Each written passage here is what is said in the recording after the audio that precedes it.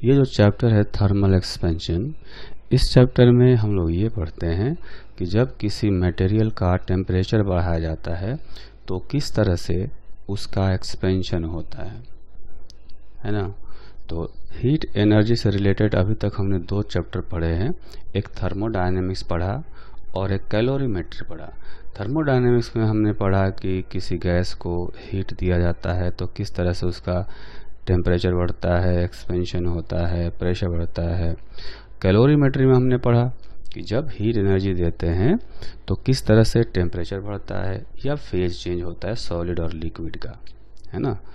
Calorimetry specially जो था वो सॉलिड और लिक्विड के लिए था, थर्मोडायनेमिक्स जो था वो स्पेशली गैसेज के लिए था। अब ये थर्मल एक्सपेंशन जो है ये भी सॉलिड और लिक्विड के लिए ही है।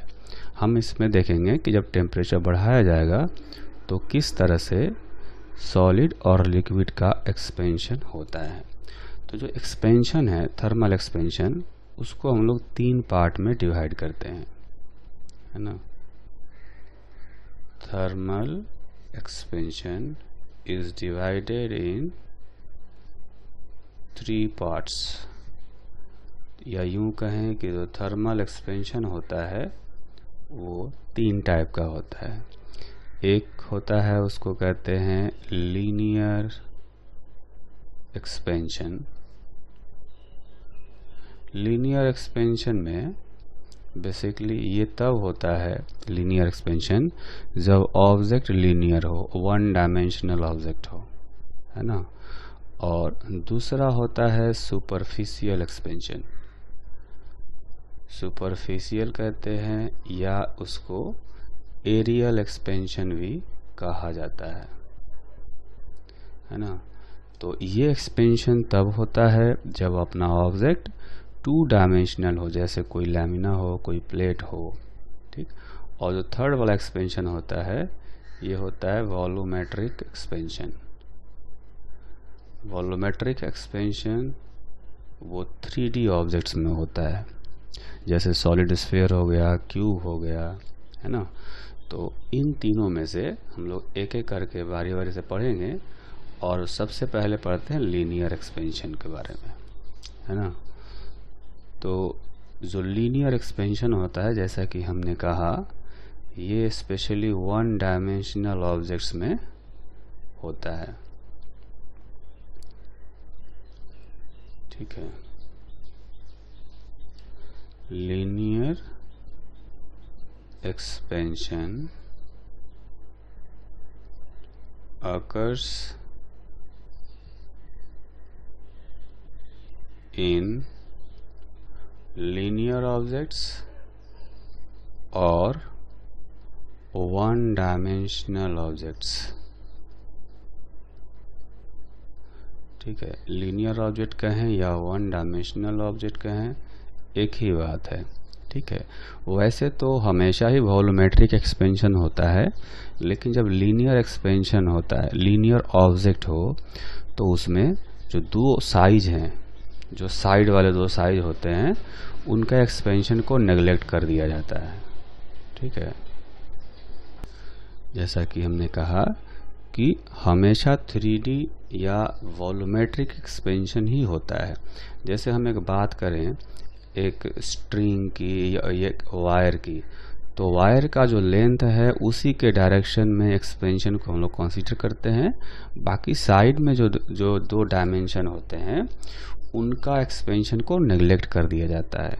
उसी तरह से अगर टू डायमेंशनल ऑब्जेक्ट हो तो उसमें भी 3D एक्सपेंशन होता है या वॉल्यूमेट्रिक एक्सपेंशन होता है, लेकिन उसमें जो थिकनेस होती है टू डायमेंशनल ऑब्जेक्ट्स का वो नेग्लेजिबल होता है, तो उसके एक्सपेंशन को हम लोग नेग्लेक्ट कर देते हैं, ठीक है।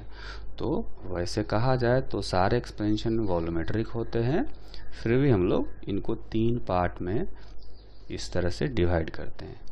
तो जो भी एक्सपेंशन है, किसी मटेरियल में कितना एक्सपेंशन होगा, ये जानने के लिए हम लोग एक क्वांटिटी डिफाइन करते हैं, जिसको कहा जाता है थर्मल एक्सपेंशन कोएफिशिएंट, है ना, या सिंपली इसको कह सकते हैं linear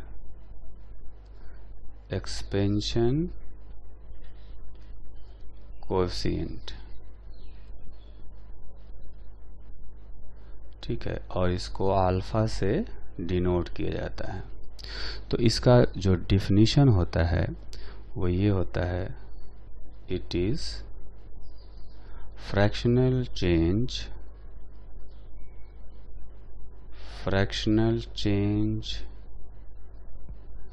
in length per unit change in temperature, ठीक है। तो इस तरह से इसको हम लोग डिफाइन करते हैं, it is fractional change in length per unit change in temperature, ठीक है। अगर इसको मैथमेटिकली लिखना हो तो हम लोग कुछ इस तरह से लिखेंगे, फ्रैक्शनल चेंज कहेंगे इसको, change in length by length per unit change in temperature by dt। ये इसका बेसिक डिफिनीशन है, ठीक। अब ये बेसिक डिफिनीशन है तो हम लोग इससे जो लेंथ में चेंजेज आएंगे वो फाइंड कर सकते हैं। कैसे फाइंड करेंगे?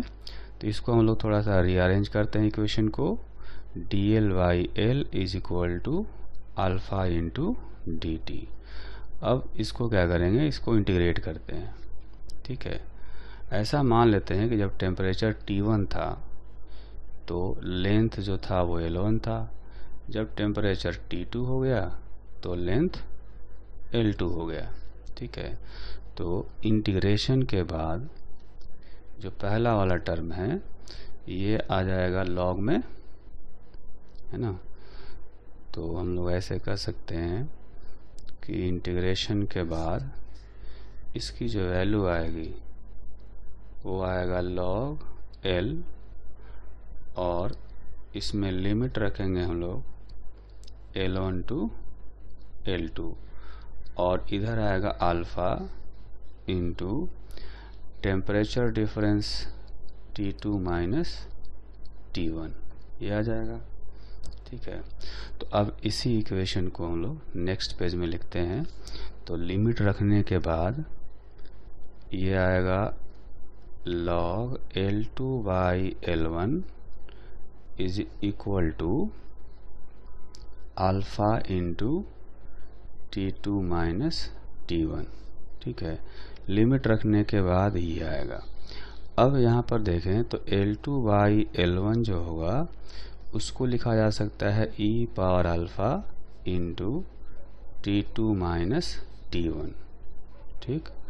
अच्छा, ये है एक्सपोनेंशियल। तो एक्सपोनेंशियल का एक्सपेंशन होता है ना। और एक्सपेंशन में चूँकि अल्फ़ा जो होता है ना, अल्फ़ा की वैल्यू बहुत ही कम होती है, 10 टू द पावर -4 -5 ऐसे अल्फ़ा की वैल्यू होती है। तो आप देखेंगे कि alpha into T2 minus T1 की वैल्यू जो है वो बहुत ही कम हो जाएगी, ठीक है। तो उस केस में ये जो एक्सपोनेंशियल का एक्सपेंशन होता है वो कुछ इस तरह से होता है। ये पहले दो स्टेप हमने लिखे हैं, आगे वाले स्टेप्स में क्या होता है, अल्फ़ा का स्क्वायर अल्फ़ा का क्यूब ऐसे आता है। क्योंकि अल्फ़ा खुद ही बहुत छोटा है ना, तो उसका स्क्वायर और भी छोटा हो जाएगा। तो आगे वाले टर्म्स को हम लोग नेगलेक्ट कर देते हैं, है ना। तो ये बचता है इस तरह से। इसमें हम लोग क्या करते हैं, for very small alpha into T2 minus T1, ठीक है। टेम्परेचर भी हम लोग कम ही लेते हैं क्योंकि हमें एक्सपेंशन जो कंसीडर करना होता है उसमें क्या देखते हैं कि जो एटमॉस्फेयर में टेम्परेचर बढ़ रहा है उसके हिसाब से कितना एक्सपेंशन हो रहा है, ठीक है। तो एटमॉस्फेयर में टेम्परेचर चेंजेस जो होते हैं आप जानते हैं जनरली जो है वो 20, 30 या 35 डिग्री के आसपास होते हैं। तो T2 माइनस T1 का वैल्यू इस रेंज में हो सकता है कुछ, और अल्फ़ा की जो वैल्यू है वो 10 पर -3 -4 -5 ऐसे होता है। तो ये वैल्यू जो है, दूसरा वाला टर्म भी हालांकि बहुत छोटा ही आएगा, तीसरा वाला टर्म और भी बहुत छोटा आएगा। तो तीसरे टर्म को हम लोग बिल्कुल ही नेगलेक्ट कर देते हैं, ठीक है। तो यहाँ से हम लोग L2 का वैल्यू निकालेंगे तो ये आएगा L1 1 plus alpha into T2 minus T1। जो L1 है ये लेंथ हो गया ऑब्जेक्ट का at temperature T1, where L1 is length of object at temperature T1 degree Celsius कह सकते हैं या केल्विन में भी कह सकते हैं, है ना। L2 जो है ये है length of object at temperature T2, ठीक। अब इसमें ये देखेंगे कि जो अल्फ़ा है एक्चुअली में अल्फ़ा में थोड़ा सा वेरिएशन होता है, तो ये भी टेम्परेचर डिपेंडेंट होता है ना। तो अल्फ़ा का हम लोग ध्यान रखेंगे कि अल्फ़ा इज़ और alpha should be at temperature alpha should be given at temperature T1, ठीक है। तो अगर हमें क्वेश्चन में अल्फ़ा का टेम्परेचर बताया गया हो तो हमेशा T1 टेम्परेचर, T1 जो है वो अल्फ़ा का टेम्परेचर रखना चाहिए। अगर अल्फ़ा का टेम्परेचर नहीं बताया गया है तो फिर कुछ भी रख सकते हैं, ठीक है। इस चीज़ को समझने के लिए हम लोग एक छोटा सा एग्जाम्पल कर लेते हैं, उससे ज़्यादा ये पॉइंट क्लियर होगा।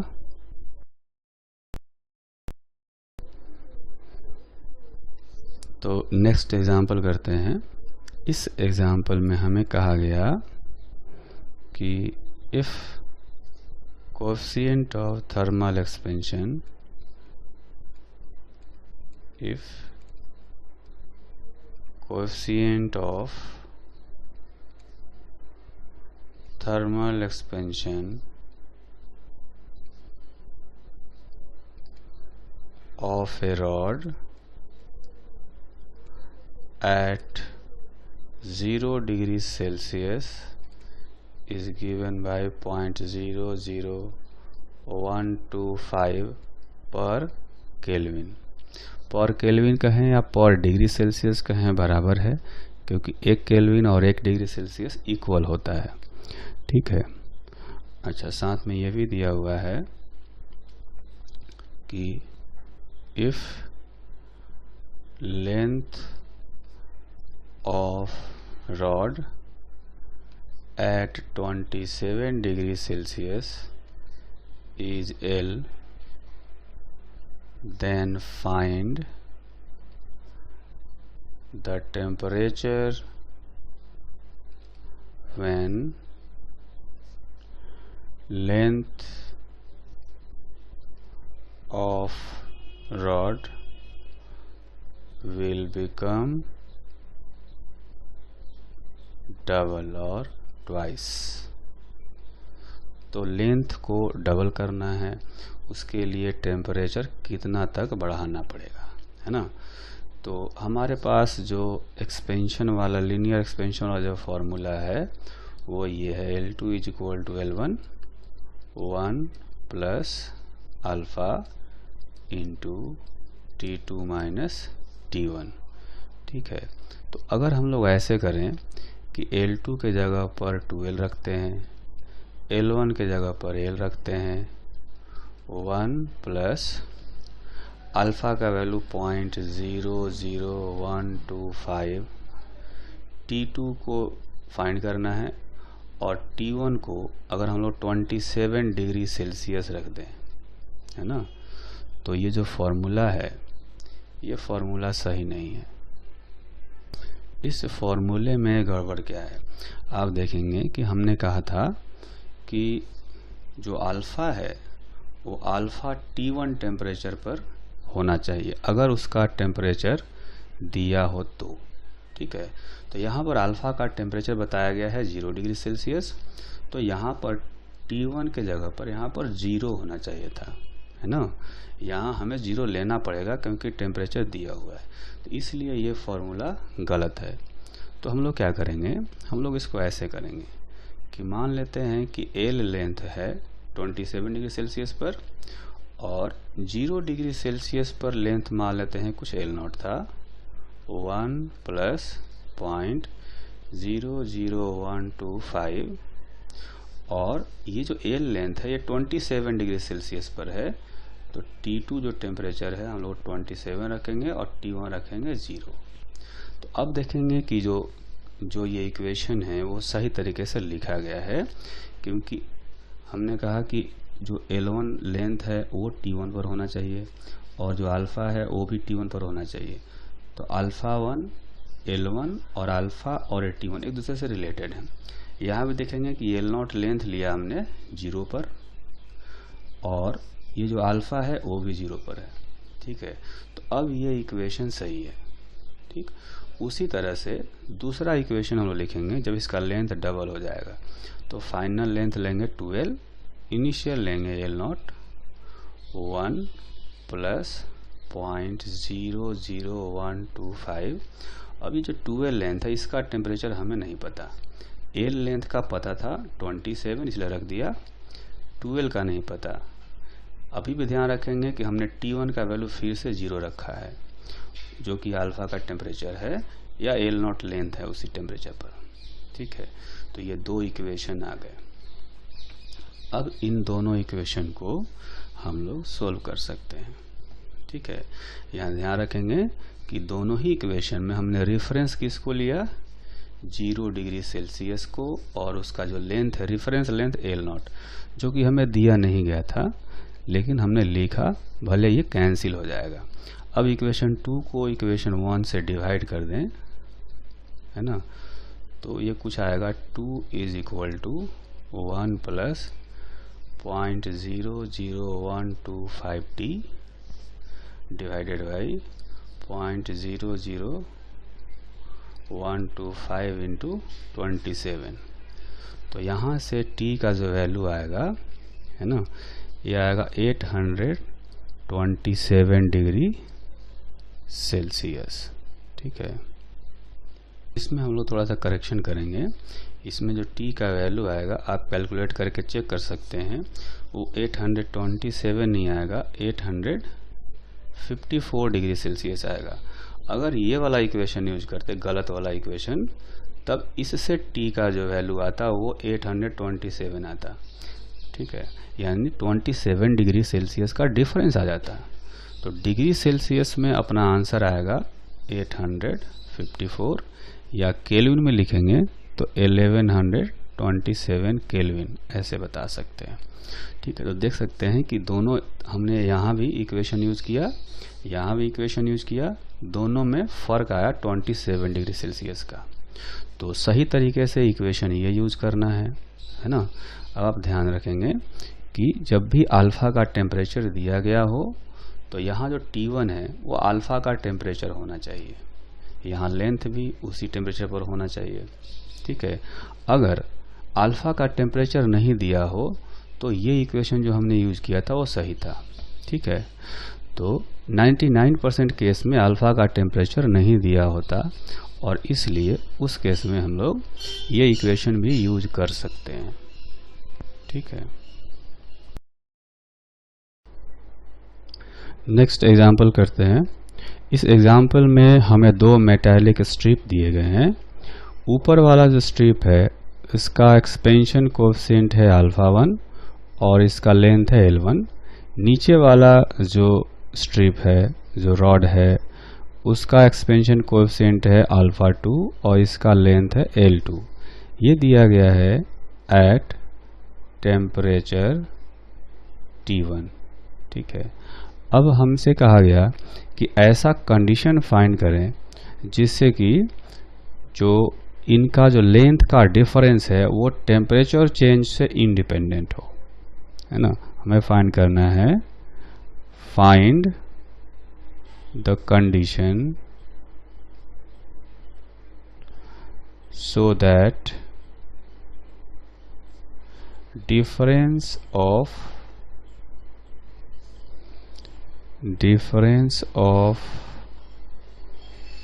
lengths of two rods is independent of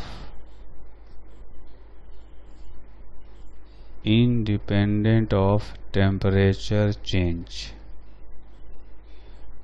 ठीक है, तो अगर हम लोग ये कहें कि जो ऊपर वाला रॉड है उसमें इलोंगेशन टेम्परेचर चेंज होने पर अगर ये हो गया L2, या यूं कहें कि इसका टेम्परेचर हो गया L1 डैश, इसको L1 डैश लिख लेते हैं हम लोग, जो लेंथ चेंज होने के बाद आएगा।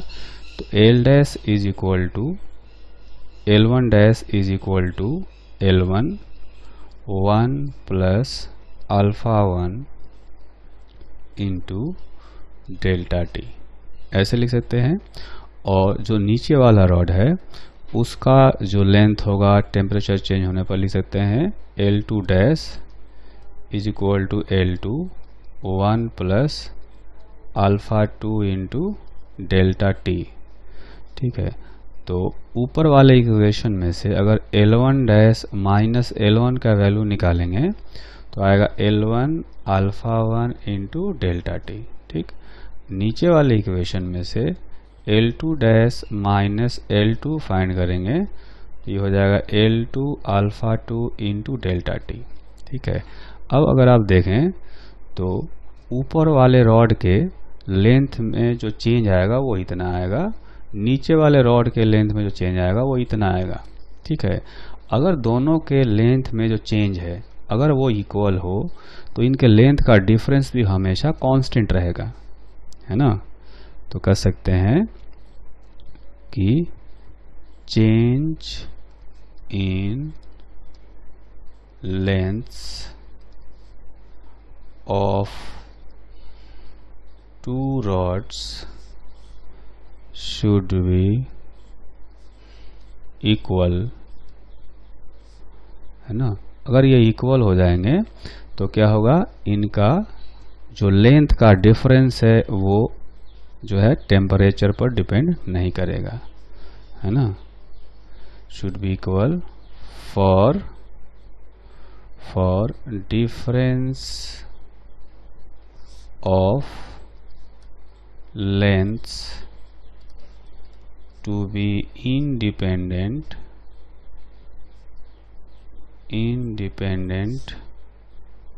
Of temperature change.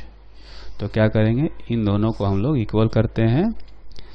इक्वल जब करेंगे इस तरह से L1 dash minus L1 is equal to L2 dash minus L2, तो इनकी वैल्यू यहाँ से हम लोग रख सकते हैं। तो ये आएगा L1 alpha 1 into delta t is equal to L2 alpha 2 into delta t. तो देखेंगे डेल्टा टी और डेल्टा टी कैंसिल हो गया, तो ये आएगा L1 alpha 1 is equal to L2 alpha 2। तो ये कंडीशन होना चाहिए, है ना। ये जो बॉक्स में लिखा है हमने यही कंडीशन है जिससे कि इनके लेंथ का डिफरेंस हमेशा कांस्टेंट रहेगा, या यूं कहें कि टेम्परेचर चेंज से इंडिपेंडेंट रहेगा। आपने देखा होगा कि जो वॉल क्लॉक्स होते हैं उनमें एक मेटालिक पेंडुलम बना होता है। जो पेंडुलम है, इस पेंडुलम का जो वायर है ये मेटल का बना हुआ है।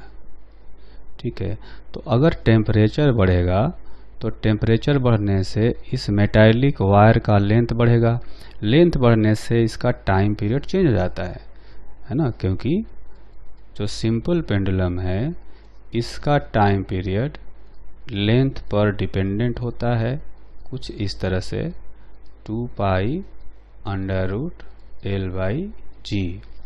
ठीक है, तो ऐसा कह सकते हैं कि time period of pendulum clock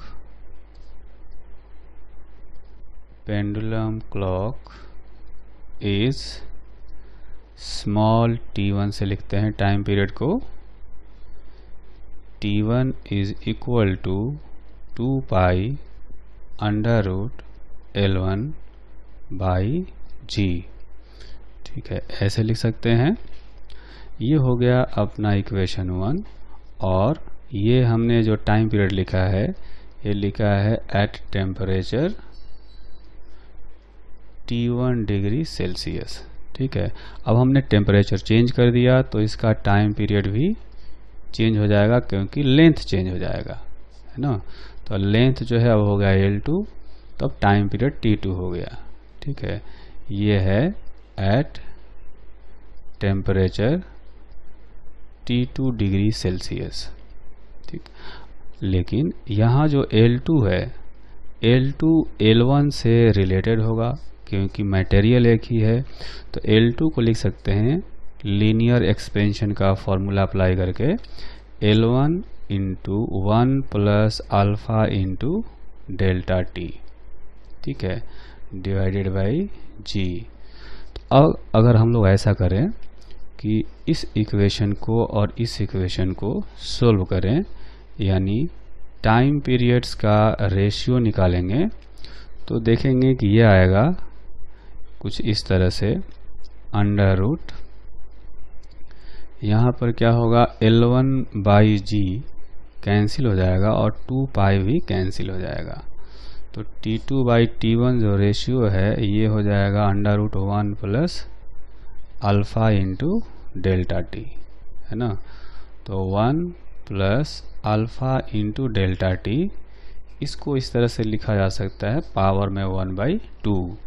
और अगर बायनोमियल अप्रोक्सीमेशन अप्लाई करें तो इसको लिख सकते हैं हाफ अल्फा डेल्टा टी, ये आ जाएगा, है ना। बायनोमियल अप्रोक्सीमेशन एक बार समझ लेते हैं, क्योंकि कई सारे स्टूडेंट्स को पता नहीं रहता है।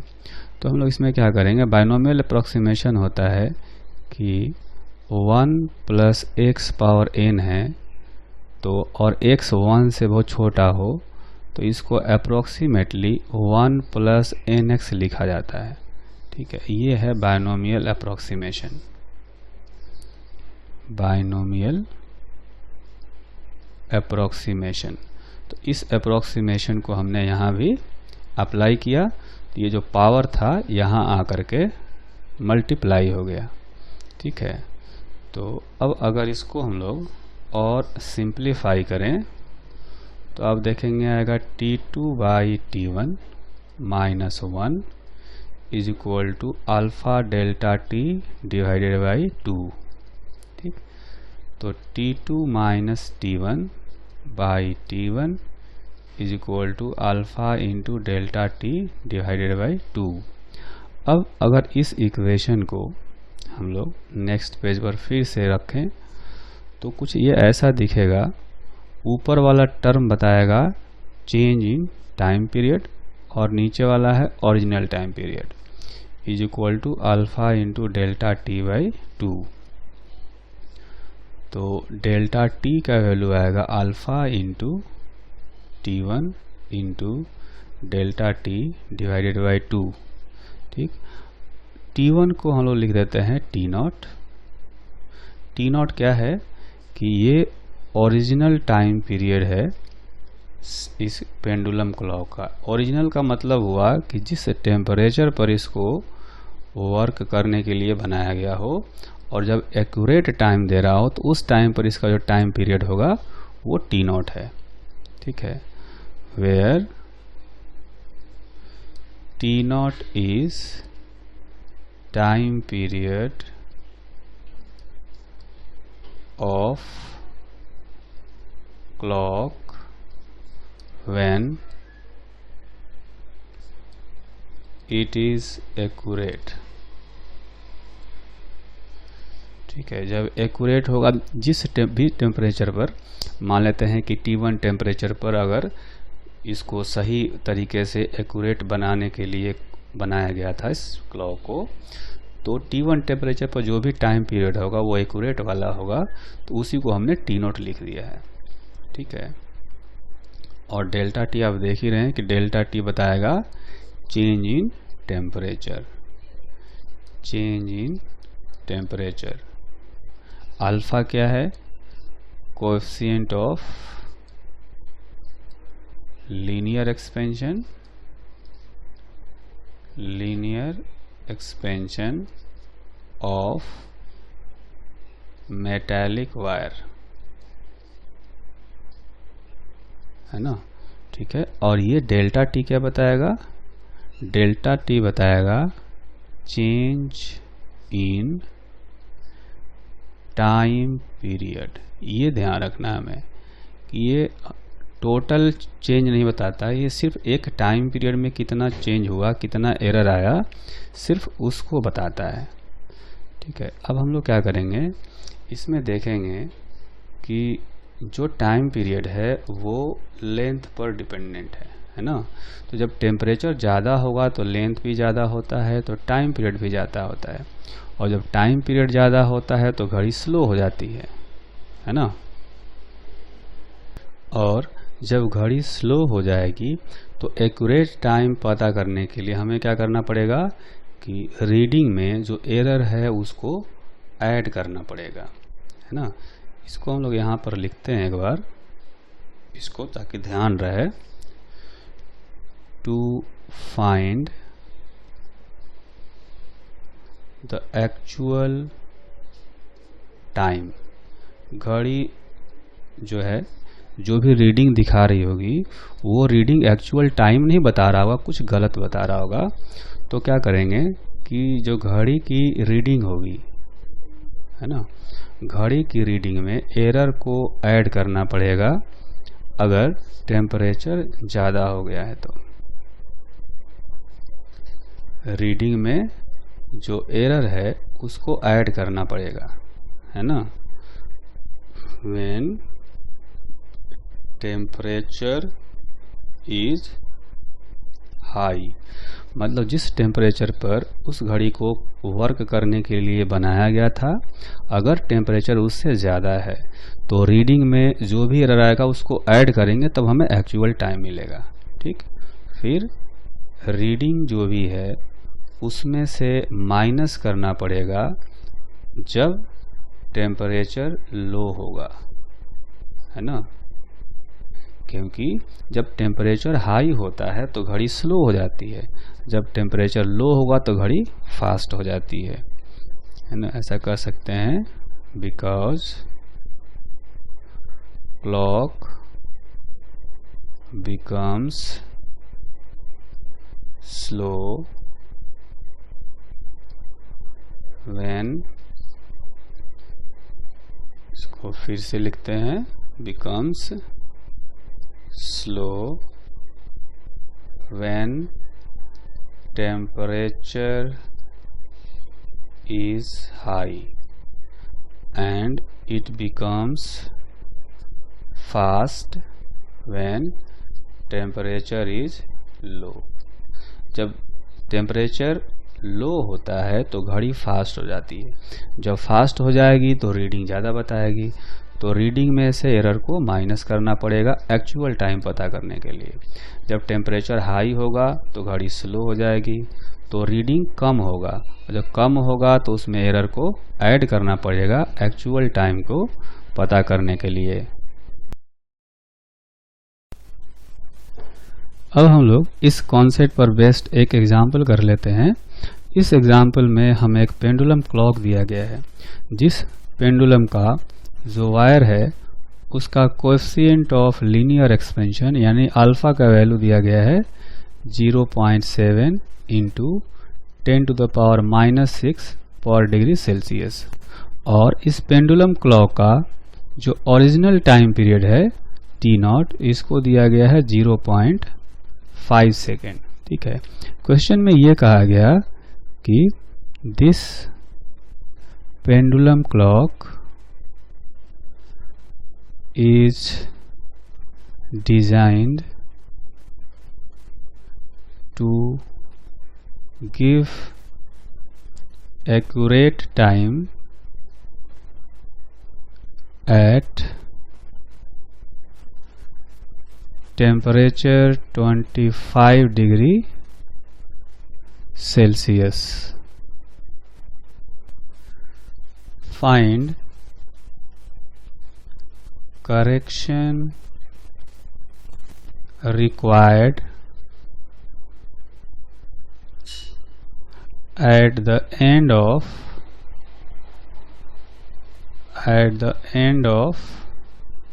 1 month। 1 month का मतलब है यहाँ पर 30 days, ठीक है। if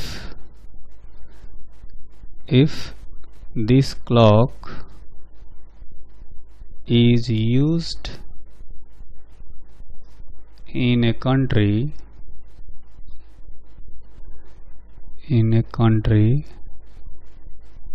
where average temperature is 35 degree Celsius.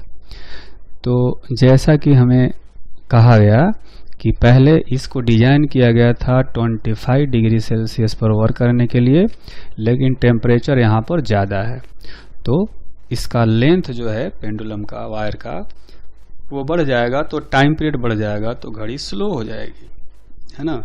तो टाइम पीरियड में जो एरर का फॉर्मूला अभी हमने डिराइव किया था डेल्टा टी, वो आया था half alpha T not into delta T. Half alpha का वैल्यू दिया गया है 0.7 इंटू 10⁻⁻⁶। ये जो टी नॉट है यानी जो ओरिजिनल टाइम पीरियड है वो है 0.5 सेकेंड, और जो चेंज इन टेम्परेचर है देखेंगे 25 था पहले ओरिजिनल, और 35 पर वर्क करना है इसको, तो 10 डिग्री सेल्सियस का टेम्परेचर चेंज आ गया, ठीक है। तो कुल मिलाकर के ये जो एरर है, ये एरर होता है एक टाइम पीरियड में, है ना।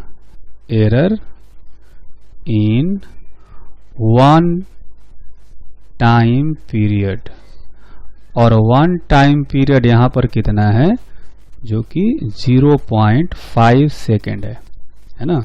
इसका टाइम पीरियड बताया गया है 0.5 सेकेंड। तो 0.5 सेकेंड में इतना एरर है ना। तो 1 सेकेंड में कितना एरर आएगा, 1 सेकेंड में आएगा इसका डबल, तो इसको 2 से मल्टीप्लाई कर देंगे, ठीक। अब ये जो एरर आया, ये आया है टोटल 1 सेकेंड में कितना एरर आया, हमें निकालना है कि 30 डेज में कितना एरर होगा। तो 1 सेकेंड में इतना है, तो 30 डेज में कितने सेकेंड होते हैं, 30 इंटू 24 इंटू 60 इंटू 60, ठीक है। इसको हम लोग चाहें तो इधर लिख सकते हैं, ठीक है।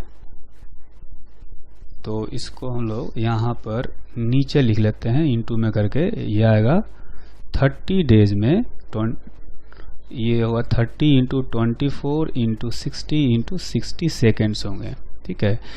ये 24 आवर हो गया, 60 मिनट हो गया, 60 सेकेंड हो गया, है ना। तो टोटल 30 डेज में इतने सेकेंड होंगे। अब देख सकते हैं कि 1 सेकेंड में इतना एरर था, तो इतने सेकेंड में कितना होगा, मल्टीप्लाई करना पड़ेगा, है ना। तो टोटल जो एरर होगा उसको हम लोग लिखेंगे इस तरह से, half into 0.7 into 10⁻⁻⁶ into 0.5 into 10 into 2, है ना, इंटू 30 इंटू 24 इंटू 60 इंटू 60, ठीक है। तो इसको अब फिर से एक बार समझ लेते हैं कि ये जो पार्ट है ना, ये पार्ट, यानी कि इसमें देखेंगे ये एरर आया था आधे सेकेंड में, जब ये 2 से मल्टीप्लाई कर दिया तो आ गया 1 सेकेंड में, है ना। तो 1 सेकेंड में इतना एरर है, 30 डेज में कुल इतना सेकेंड होता है ना। तो 1 सेकेंड में इतना एरर, तो इतने सेकेंड में मल्टीप्लाई करना पड़ेगा, तो ये कुल एरर आएगा। और ये जो कुल एरर है इसको हम लोग कैलकुलेट करेंगे तो आएगा 9.1 सेकेंड। तो ये कहा जा सकता है कि जो घड़ी है वो 9.1 सेकेंड से स्लो हो जाएगी, है ना। तो जब 1 महीना के बाद इतना हमें आगे बढ़ाना पड़ेगा, सेकेंड वाली सुई को 9.1 सेकेंड से आगे बढ़ाना पड़ेगा। अब हम लोग लीनियर एक्सपेंशन का एक और साइड इफ़ेक्ट देखते हैं।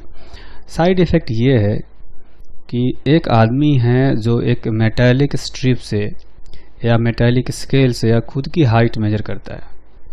तो ठंडे में मेजर करता है तो उसकी हाइट ज़्यादा आती है, गर्मी में मेजर करता है तो उसकी हाइट कम आती है उस स्केल से। तो क्या आदमी गर्मी में कॉन्ट्रैक्ट हो गया? नहीं। इसका मतलब ये हुआ कि जब गर्मी में टेम्परेचर बढ़ा तो जो मेटालिक स्केल था वो खुद भी बड़ा हो गया, है ना। और उसको समझने के लिए हम लोग यहाँ पर देखेंगे कि एक फिगर बनाया गया है ना। फिगर में देखेंगे कि जो लेफ्ट साइड में स्केल बनाया गया है ये लोअर टेम्परेचर पर स्केल का साइज है, ठीक है। एट टेम्परेचर T1, और ये जो राइट साइड में फिगर बनाया है स्केल का ये है at temperature T2 which is greater than T1। तो ऐसा कह सकते हैं कि ये जाड़े का मौसम में है और ये गर्मी का मौसम में था। तो जाड़े के मौसम में अगर इस आदमी का हाइट मेजर करें, यह आदमी हैट पहना हुआ है, तो आप देखेंगे कि हम लोग हाइट इसका सिर्फ हेड तक मेजर करेंगे, हैट को नहीं, है ना। तो यहाँ पर इसका रीडिंग आएगा 5.5 फीट, ठीक है। जबकि T2 टेम्परेचर पर यानी गर्मी में स्केल खुद ही बड़ा हो गया, तो इसका जो रीडिंग आ रहा है आप देखेंगे ये 5 फीट आ रहा है रीडिंग। तो एक्चुअली में क्या हुआ कि जैसे ही टेम्परेचर बढ़ा है तो ये स्केल बड़ा हो गया।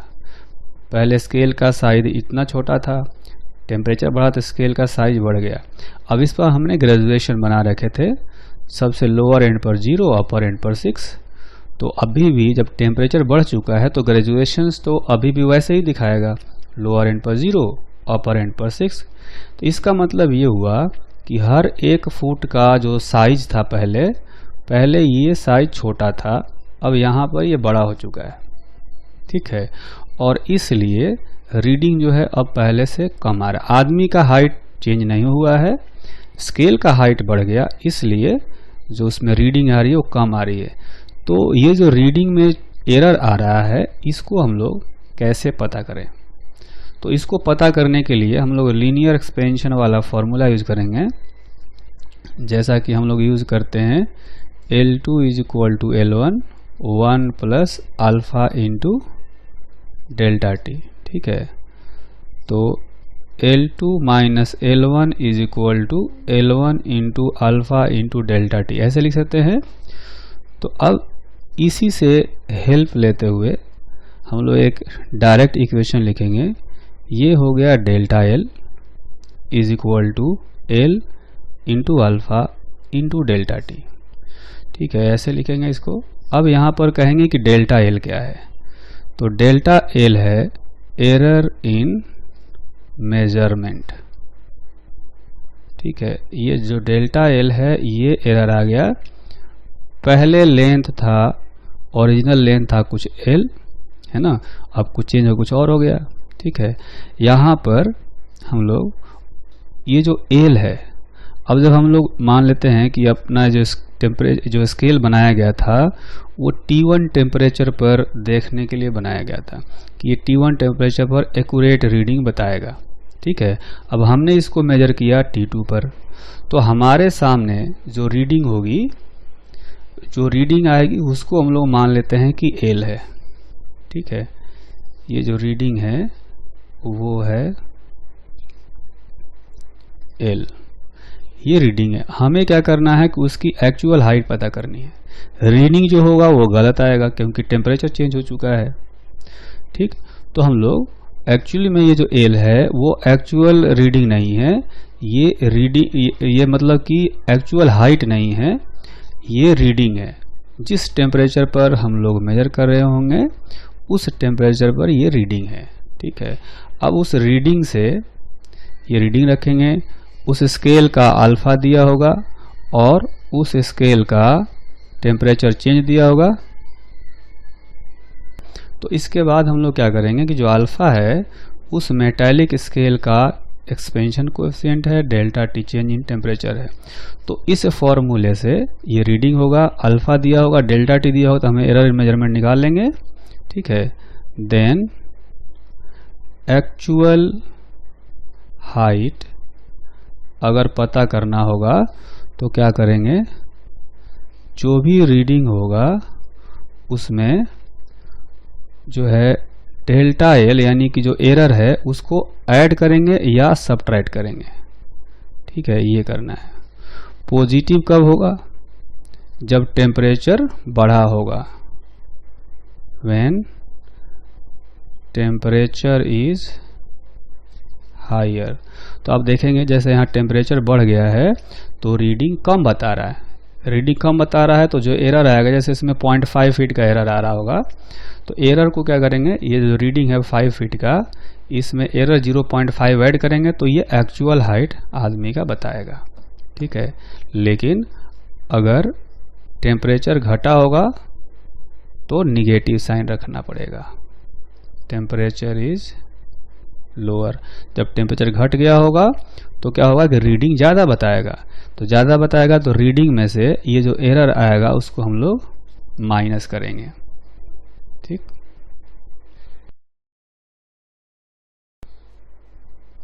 लीनियर एक्सपेंशन का एक और साइड इफेक्ट देखते हैं। इसमें हम लोग देखेंगे बाई मेटालिक स्ट्रिप के बारे में। दो ऐसे रॉड हैं जो कि डिफरेंट मेटल्स के बने हुए हैं। ऊपर एक स्ट्रिप दिख रहा है जिसका कोएफिशिएंट ऑफ लीनियर एक्सपेंशन है अल्फा 1 और नीचे वाले का कोएफिशिएंट ऑफ लीनियर एक्सपेंशन है अल्फा 2। अल्फा 1 जो है वो बड़ा है अल्फा 2 से। ठीक, और इन दोनों का ही लेंथ इक्वल है। दोनों के बीच में ज्वाइंट जो है वो काफ़ी स्ट्रॉन्ग ज्वाइंट है, मतलब इतना स्ट्रॉन्ग है कि ये समझ सकते हैं कि इनके बीच का जो ज्वाइंट है वो टूटने वाला नहीं है अगर एक्सपेंशन भी होगा तो। ठीक है, अब ये है, मान लेते हैं कि एट टेम्परेचर T1। ठीक, अब हमने क्या किया कि इस बाईमेटालिक स्ट्रिप का टेम्परेचर बढ़ा दिया। ठीक है, अब टेम्परेचर इसका हो गया T2 जो कि T1 से बड़ा है। ठीक, तो क्या होगा, आप देखेंगे कि जिसका अल्फा बड़ा है वो ज़्यादा सेंसिटिव होता है। ज़्यादा सेंसिटिव होने का मतलब है कि जब टेम्परेचर बढ़ाएंगे तो ज़्यादा एक्सपेंड होगा और जब टेम्परेचर घटाएंगे तो वो ज़्यादा कॉन्ट्रैक्ट भी होता है। ठीक है, जिसका अल्फा ज़्यादा होगा तो वो ज़्यादा एक्सपेंड भी होता है और जब टेम्परेचर कम करेंगे तो ज़्यादा कॉन्ट्रैक्ट भी होता है। ठीक है, तो इस कॉन्सेप्ट को ध्यान में रखते हुए हम देखेंगे कि ये जो बाईमेटालिक स्ट्रिप है, चूँकि इसका ज्वाइंट काफ़ी स्ट्रॉन्ग है तो इसका ज्वाइंट तो छूटेगा नहीं। तो अब एक ही तरीका है कि ये जो स्ट्रिप है वो बेंड हो जाए।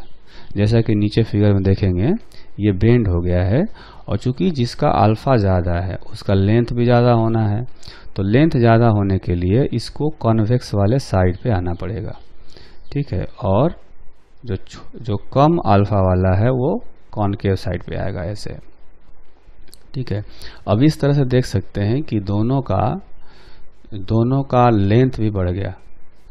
ठीक है, अल्फा 1 और अल्फा 2 दो डिफरेंट एक्सपेंशन कोएफिशिएंट वाले जो स्ट्रिप हैं इनका लेंथ अब डिफरेंट हो गया। ऊपर वाले का लेंथ ज़्यादा भी हो गया, नीचे वाले का लेंथ कम है ऊपर वाले से, है ना, और साथ में ज्वाइंट भी नहीं टूटा। ठीक है, तो ये हमेशा ऐसा ही होगा कि जब टेम्परेचर चेंज करेंगे और ये ज्वाइंट स्ट्रांग होगा तो ये बेंड हो जाया करेंगे। टेम्परेचर बढ़ाने पर जिसका अल्फा बड़ा होगा वो कॉन्वेक्स साइड पर आएगा और टेम्परेचर घटाने पर उल्टा हो जाएगा, वो कॉनकेव साइड पर आ जाएगा क्योंकि उसमें ज़्यादा कॉन्ट्रैक्शन भी होगा, है ना। तो ऐसे हम लिख सकते हैं कि at higher temperature strip bends such that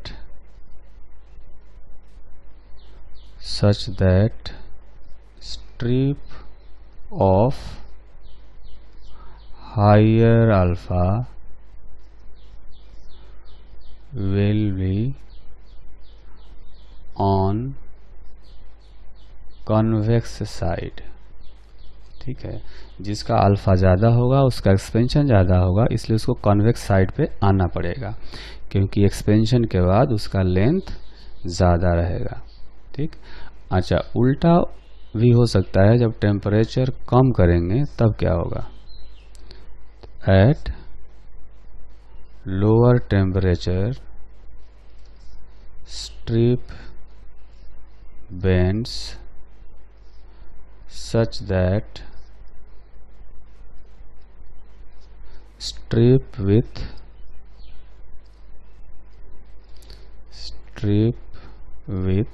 higher alpha will be on concave side, है ना। जिधर कॉनकेव साइड है उस साइड में हायर अल्फा वाला रॉड रहेगा। अगर हम लोग फिगर बना करके समझें, छोटा सा फिगर बनाते हैं इसके लिए, ऐसे, है ना।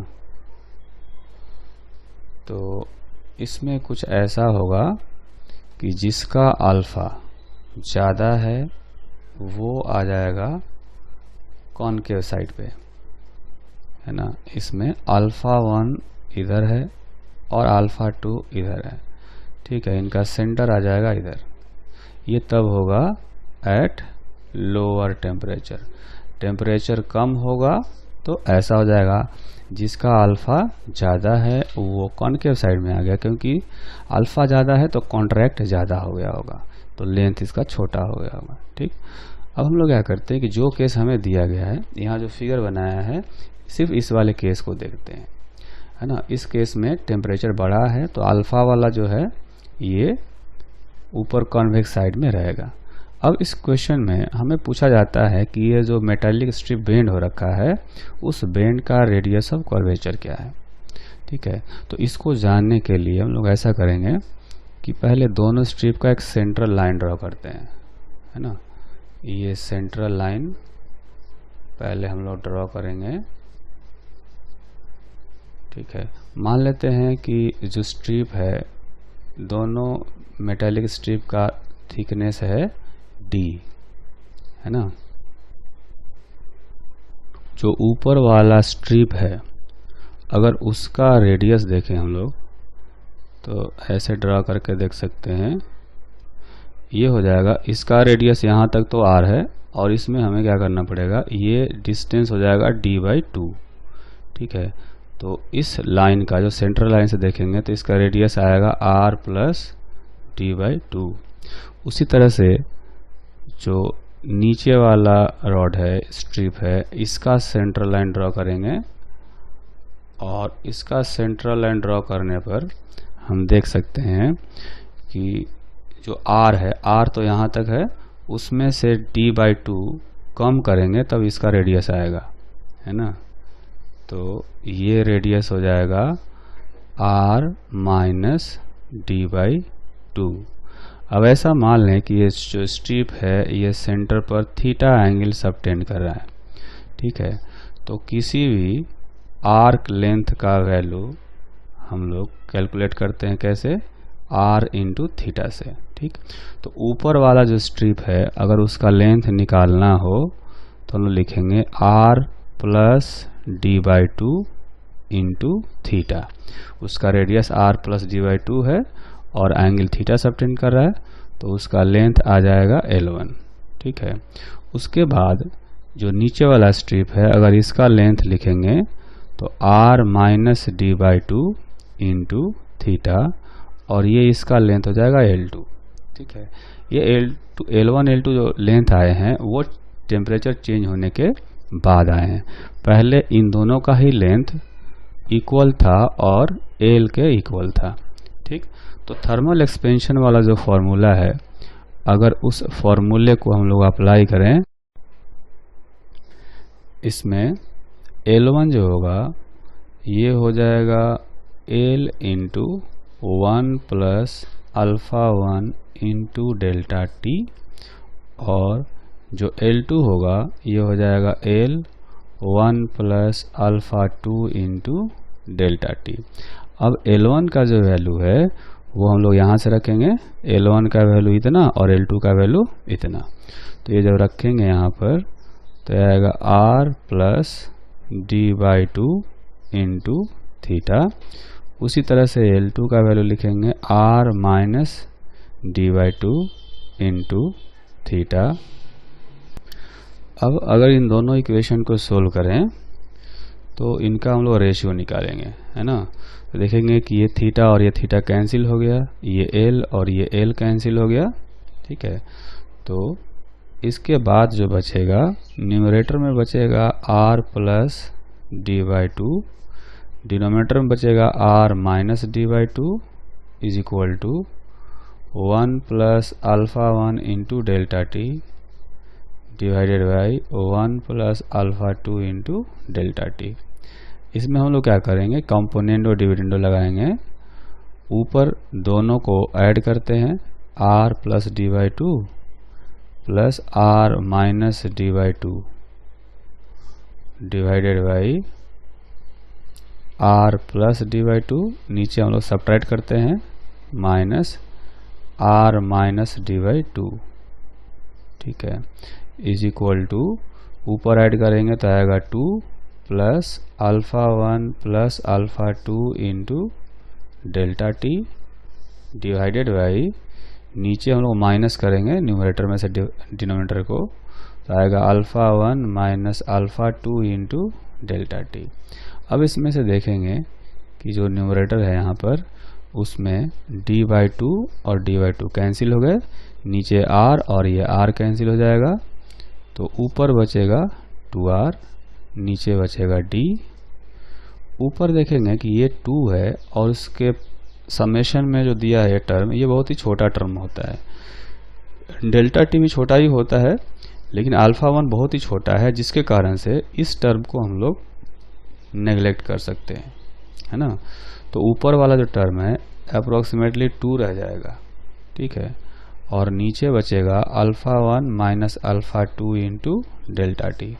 तो इसमें से 2 को हम लोग कैंसिल कर सकते हैं, ये 2 जो है कैंसिल हो गया, तो रेडियस ऑफ कर्वेचर R का वैल्यू आ गया D divided by alpha 1 minus alpha 2 into delta t. तो इस तरह से कह सकते हैं कि रेडियस ऑफ कर्वेचर जो है वो इन्वर्सली प्रोपोर्शनल है डिफरेंस ऑफ एक्सपेंशन कोएफिशिएंट के और इन्वर्सली प्रोपोर्शनल है टेम्परेचर चेंज के। तो इस तरह से बाई मेटालिक स्ट्रिप का जो रेडियस ऑफ कर्वेचर है, ये R का जो वैल्यू है, इसको फाइंड किया जा सकता है।